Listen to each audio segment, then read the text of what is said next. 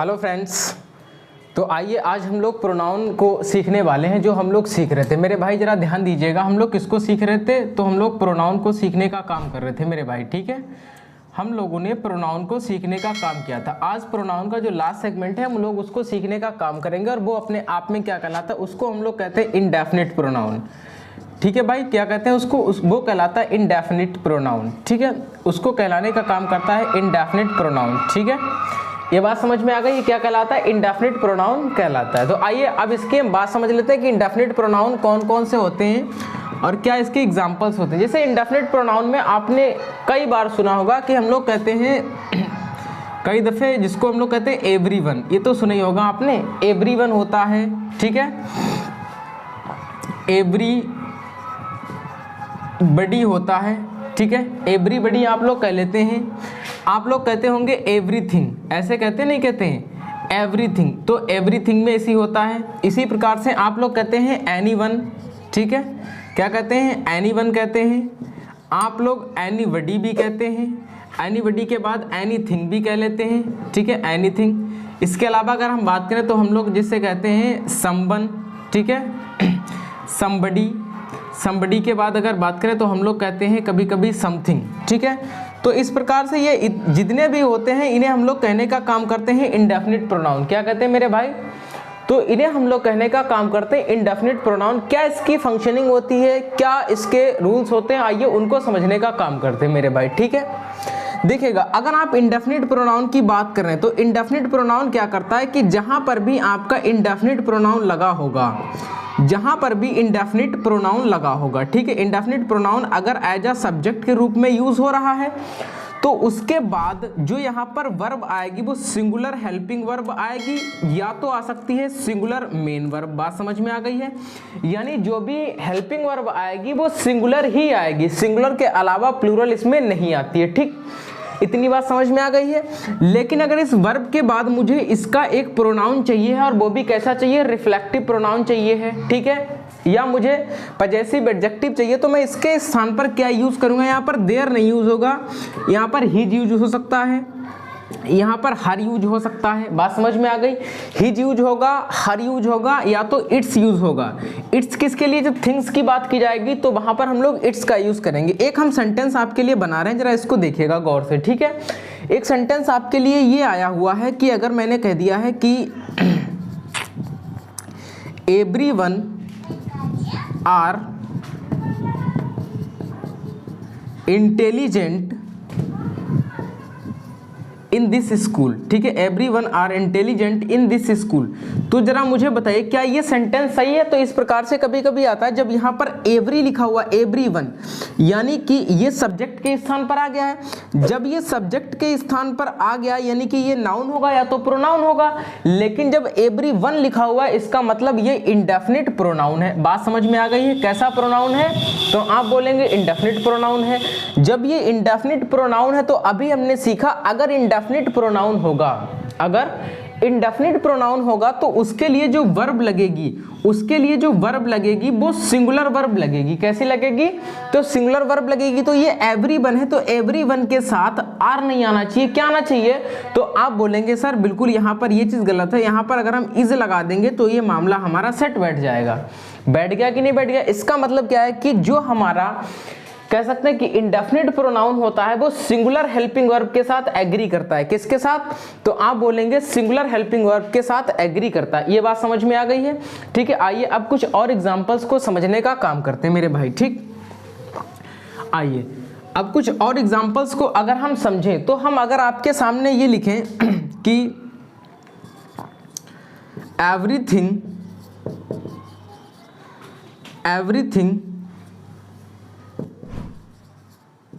is famous, या everything is, रुक जाइए मैं ऐसे लिख रहा हूं, every book is good for his contents. देखिएगा क्या लिखा हुआ है कि every book is good for his contents. तो आपने देखा कि एवरी बुक हो या एवरीथिंग हो, तो जो बुक है वो क्या है, बुक भी तो एक थिंग में ही आ गई है। तो जब ये एक थिंग में आ गए तो इसीलिए यहाँ पर हमने सिंगुलर हेल्पिंग वर्ब रखी, बिल्कुल बात सही है। लेकिन मुझे चाहिए था इसका एक प्रोनाउन कि हर एक जो बुक है वो अपने कंटेंट्स के लिए बहुत ही अच्छी है। जब अपने कंटेंट्स के लिए अच्छी है तो ये तो हमें पता है, ये लगता है लिविंग के लिए, और अगर लिविंग की भी बात करें तो ये लगता है मैस्कुलिन जेंडर के लिए, यानी कि मेल जेंडर के लिए लगता है कि नहीं लगता है। लेकिन क्या इसका जेंडर मेल है? तो आप बोलेंगे सर इसका जेंडर मेल नहीं है, यानी कि ये जो बुक है, जो थिंग्स होती हैं, जो नॉन लिविंग थिंग्स होती हैं, जो नॉन लिविंग चीजें होती हैं, उनके अगर जेंडर की बात करें तो उनका जेंडर आपका कहलाता है न्यूटर जेंडर। न्यूटर जेंडर होता है। न्यूटर जेंडर के लिए अगर आपको प्रोनाउन चाहिए तो इसका प्रोनाउन होता है इट्स। होता है कि नहीं होता है? तो आप यहां पर हिज नहीं, आप यहां पर क्या फुल करेंगे, आप यहां पर रखेंगे इट्स कर देंगे। ये बात समझ में आ गई। लेकिन इनका सभी का जो प्रोनाउन यहां पर फिक्स होगा तो वो इनका प्रोनाउन हमेशा सिंगुलर ही फिक्स होगा। एक चीज आप ध्यान दीजिएगा, अगर हम लोग एक ये वाला इट्स होता है और एक ऐसे करके ये इट्स होता है अपोस्ट्रोफी लगा करके, क्या इनमें कोई डिफरेंस होता है? हाँ जी बिल्कुल होता है। आइए इसको सीखने का काम करते हैं। अगर हमने इस वाले इट्स की बात की है तो ये वाला जो इट्स है, इस वाले अगर इट्स की बात करें तो ये इट का प्रोनाउन है इट्स, ठीक है, ये इट का प्रोनाउन है इट्स। लेकिन अगर हमने इस वाले इट्स की बात की तो इस वाले इट्स का मतलब होता है ये कॉन्ट्रैक्शन फॉर्म है। कॉन्ट्रैक्शन का मतलब ये एक छोटा रूप है, ये लिखा तो बड़ा था लेकिन इसको कर दिया गया है छोटा। एक्चुअल में अगर ये अपोस्ट्रोफी लगा करके इट्स लिखा जाता है तो इसका मतलब होता है इट इज। क्या होता है मेरे भाई? इट इज हम लोग इसको लिख सकते हैं। इसको हम लोग लिखने का अगर काम करें तो ये इट वॉज लिख सकते हैं हम लोग इसको, और अगर इसको लिखने का काम करें तो इट हैज लिख सकते हैं, ठीक है। तो ये इस तरीके से कॉन्ट्रैक्शन फॉर्म होती है। जैसे हम लोग कहते हैं इट्स गुड, ठीक है, हम लोग क्या कहते हैं इट्स गुड कहते हैं ऐसे करके इट्स गुड। तो इट्स गुड नहीं होता, एक्चुअल में वो ये वाला इट्स नहीं होता, इसका मतलब सिंपली होता है इट इज गुड, ठीक है। तो ये इसी की तो कॉन्ट्रैक्शन फॉर्म है, देखिएगा ये लिखा हुआ इट्स, इट इज गुड। तो इसी की जगह पर कई बार क्या होता है कि यहाँ पर वो लोग ऐसे नहीं करके, अगर हम लोग इसको करना चाहें, अगर हमने इसको ऐसे कर दिया, हमने कहा इसमें ये वाला इट्स आ सकता है या इसमें ये वाला इट्स आ सकता है, बताइए दो में से कौन सा होगा? तो आप बोलेंगे सर ये वाली अगर नॉन लिविंग चीज है तो इस नॉन लिविंग के लिए जो इसका प्रोनाउन आएगा वो ये वाला प्रोनाउन होता है, ना कि अपोस्ट्रोफी वाला। ये बात समझ में आ गई है? तो आई होप कि इतनी तो बात आपके क्लियर हो ही गई होगी, ठीक है। अब आइए कुछ और चीज़ों को आगे हम लोग समझने का काम करते मेरे भाई, ठीक। देखिए क्या होता है, अगर हम आगे समझने का इन चीज़ों को काम करेंगे तो इनमें बहुत सी चीज़ें निकल, जैसे हमने कहा क्या कि somebody are asking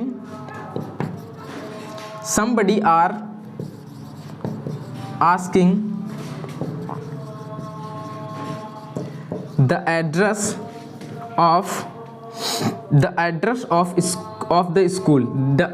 of the school, ठीक है। तो अगर ये बात हमने कह दी है मेरे भाई, तो आप जरा इधर देखिएगा, मैंने लिखा है somebody are asking the address of the school। तो आप बोलेंगे क्या इसमें आर लगना सही है? तो आर लगना इसमें तो नहीं सही है, क्योंकि somebody की अगर हमने बात की तो somebody अपने आप में अगर बात करें तो एक इंडेफिनिट प्रोनाउन होता है कि नहीं होता है।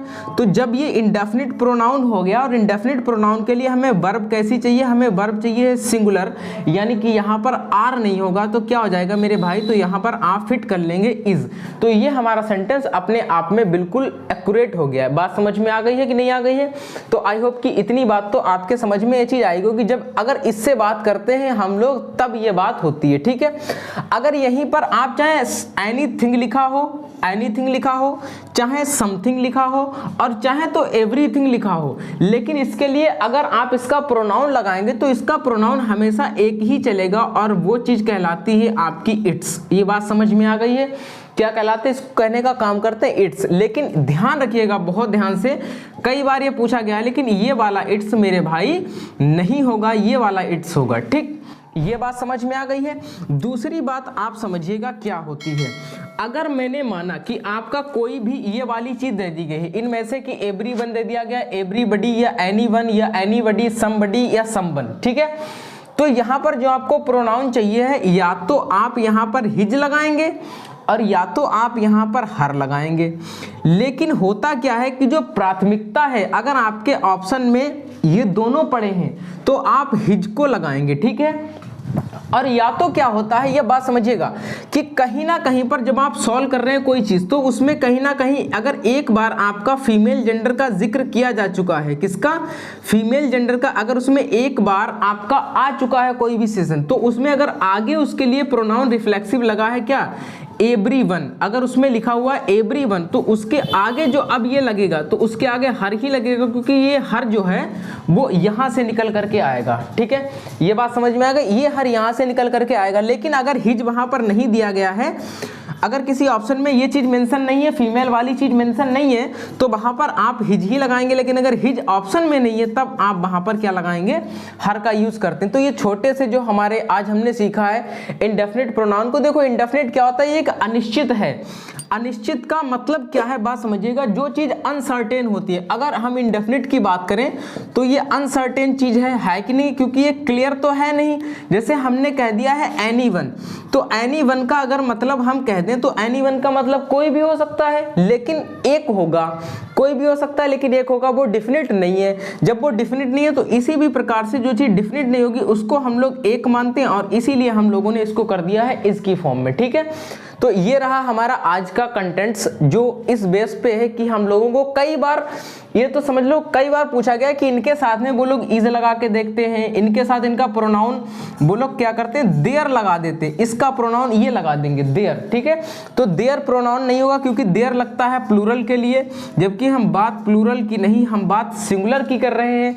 और जितने भी इनडेफिनिट प्रोनाउन होते हैं मेरे भाई ध्यान रखिएगा, जितने भी आपके इनडेफिनिट प्रोनाउन होते हैं वो सभी कैसे होते हैं, तो वो सभी सिंगुलर होते हैं। वो सभी कैसे होते हैं, वो सभी सिंगुलर होते हैं। इनके साथ अगर हेल्पिंग वर्ब हमें चाहिए तो सिंगुलर हेल्पिंग वर्ब लगेगी, लेकिन अगर हमें मेन वर्ब चाहिए तो मेन वर्ब भी इनके साथ सिंगुलर मेन वर्ब लगती है।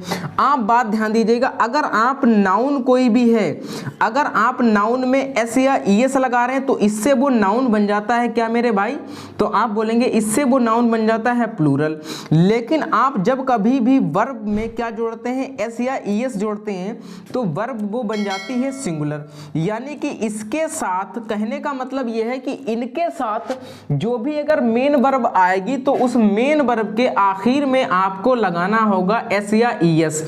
ये तो रही मेन वर्ब की बात। अगर सिंगुलर की बात करें, हेल्पिंग वर्ब, तो इज, एम, आर, वॉज, वर कुछ भी आ सकता है, तो उसकी कोई टेंशन नहीं है, ठीक है। ये बात समझ में आ गई। तो इनके साथ जितनी भी, जैसे कि हम एक शब्द लिख रहे हैं, हम एक आपके लिए सेंटेंस लिख रहे हैं, देखिएगा जरा। अगर हमने ये लिखा है, हमने लिखा है everyone fly the kite, fly the kite. देखिएगा एवरीवन फ्लाई द काइट, क्या ये सेंटेंस सही है, तो ये सेंटेंस सही नहीं है। क्यों नहीं सही है, जरा ध्यान दीजिएगा, क्योंकि ये जो है एवरीवन, ये तो मेरे भाई सिंगुलर है, ठीक है। ये कैसा है, तो ये तो है सिंगुलर, लेकिन जो ये फ्लाई वर्ब है, ये फ्लाई जो है वो प्लूरल वर्ब है, और इस प्लूरल को हमें बनाना है सिंगुलर। यानी कि एवरीवन फ्लाई नहीं होगा। जब हम इस फ्लाई को सिंगुलर बनाएंगे तो इस फ्लाई से बाई हट करके IES हो जाएगा। तो इसका करेक्ट जो फॉर्मेशन बनेगा, वो इसका करेक्ट फॉर्मेशन बनेगा कि everyone flies the kite, everyone flies the kite, या एवरीवन फ्लाइज काइट, ठीक है। Flies the kite, everyone flies kite कर देते हैं, या फ्लाइज द काइट कर लीजिएगा, ठीक है। एवरीवन फ्लाइज द काइट, तो ये चीज होगा, क्योंकि ये फ्लाइज जो है अब ये काम कर रहा है सिंगुलर मेन वर्ब की तरीके से। किसके, सिंगुलर मेन वर्ब की तरीके से। और अभी ये था, अभी जब ये फ्लाई था, ये प्लूरल मेन वर्ब थी, ठीक है। तो सिंगुलर के साथ सिंगुलर मैच करेगा, ना कि प्लूरल। इतनी बात समझ आ गई है। तो ये रहा आपका आज का कॉन्सेप्ट जो हमने बेहतर ढंग से समझा है, ठीक है। अब हम लोग जो समझने का काम करेंगे, इसमें कुछ नहीं, आपका प्रोनाउन पे एक सेशन और लगेगा, उसके बाद आपके प्रोनाउन का जो प्रैक्टिस होगा, ठीक है, हम टोटली प्रैक्टिस करवाएंगे, ठीक है। आपके लगभग 100 क्वेश्चन करवाएंगे जो प्रीवियस ईयर आएंगे। उसके बाद प्रोनाउन के बाद हम लोग जो शुरू करने वाले सेगमेंट है वो हम लोग शुरू करेंगे मेरे भाई, क्या, एडजेक्टिव को, ठीक है। तो आप लोग जब तक के बने रहिएगा। अगर जो लोग चैनल पर पहली बार विजिट कर रहे हैं, हमारा वीडियो देख रहे हैं, उनको अगर अच्छा लग रहा हो तो प्लीज़ लाइक करें, शेयर करें, और हाँ, चैनल को सब्सक्राइब जरूर कर लें। FS English zone. Thank you so much.